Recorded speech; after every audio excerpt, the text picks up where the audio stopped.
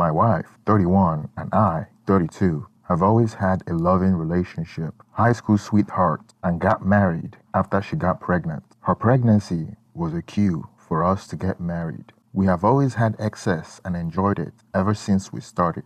With very few breaks, I can say we have had so far a very happy life together and no reason whatsoever to think the opposite. However, since we had our son, raising him had been challenging for us because he had always been sick and the doctor thought he was anemic. When he turned 13 years old, it started to flare up more frequently. He would have trapped gas, the type that would make him hunch over and feel like he can't move. He was always exhausted. He could sleep for hours, and no matter how much he sleeps, he gets exhausted. He was always lightheaded, and sometimes a dizzy spell would come out of nowhere. We would usually find out when they would run blood tests because he's always sick, and we were frustrated because we never knew the cause. And since it was so random, I always felt bad for what he was going through because I don't know of any person in my side of the family with that type of illness, and we never did a test to know where it came from, since it might not be hereditary. But I just assumed that it was somewhere from my wife's side of the family. The doctor would do some testing, and it always shows that he was anemic, which can be inherited or acquired. So we weren't sure, no matter how much iron he would try to consume. This took a toll on our family, and it became our new normal. Fortunately, we tried a new doctor, and he found out that he had celiac disease. He cut gluten out and felt like a normal person again. Celiac disease is hereditary, meaning that it runs in families. Weirdly enough, my wife and I were both happy because for once in our lives, we can actually control the flare-ups and weren't going to continue arranging our lives based on hospital visits and getting ready to rush our son to the emergency room at any time of the day. We felt a sense of relief once in 13 years. Little did we know that this would only be the beginning of the destruction of our family. Knowing the root cause of where he inherited his illness from would be devastating to our family and open up a 14-year-old secret that only my wife could answer. The doctor recommended that my wife and I take a blood test to find out what part of the family the disease came from. We did a blood test and it came out negative. This means that the celiac disease antibodies weren't found in our blood. We did another test and the result came out the same. The doctor was confused during our next visit and questioned whether our son was adopted. We said no. He kind of left it at that, but it was awkward, and I did notice that my wife was uncomfortable. When we were driving home from the doctor's office, I was unusually silent, my mind wandering back to when our son was conceived. I remember proposing humorously that we get a paternity test at the time because I was still using condoms, and she just told me, "Don't be silly," in an expected reply. She could have freaked out or got defensive, but acting normal was all she had to do to make it go away. I was actually kidding, and now, more than ever, I regret that. She knew I was kidding. She was a bitch. Now I have doubts. I didn't dare to question her about it, even though the thought was inconceivable. I have raised him from birth. He is my world. He is my legacy. The sleepless night, the pain and suffering, the deceit is something that was beyond my wildest dream. The idea that he may not be mine was something that was inconceivable. I was scared to even get a DNA test because of what I could find out. Eventually, I mustered the courage to order a test kit online and mailed it.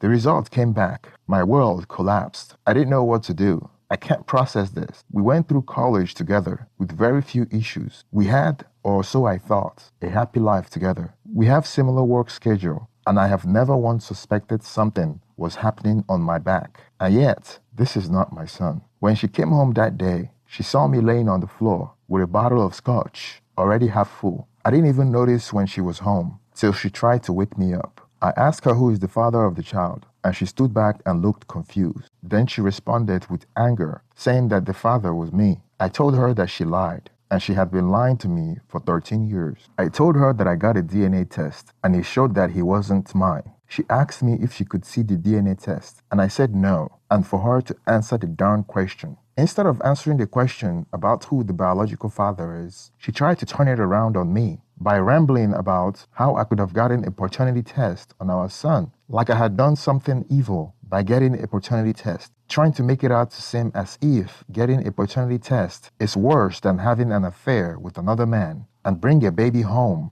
13 years ago and lying to me to raise him as my own, trying to make it out to seem like it was my fault for getting a DNA test. I told her that she was the reason why our son has been suffering for 13 years, and she knew the reason why. She must have, but she let him suffer and let me suffer so she could hide her secret. She tried her best to deflect and blame shift. I finally told her that if she wouldn't tell me who the father of the child is, I would contact every man she had been in contact or interacted with in the past 13 years and request a DNA test from them. My eyes was blood red, and she knew I was dead serious. She finally broke down, telling me that he belongs to the co-worker from her previous job. She told me that she had fallen for this guy. For about a month, they had excess a couple of times, and then they stopped because she loved me oh so much. And through this month, I suspected absolutely nothing and happily lived my life. Up until now, I can't trust her now. I could barely look at her in the eyes. I thought we had everything that we wanted,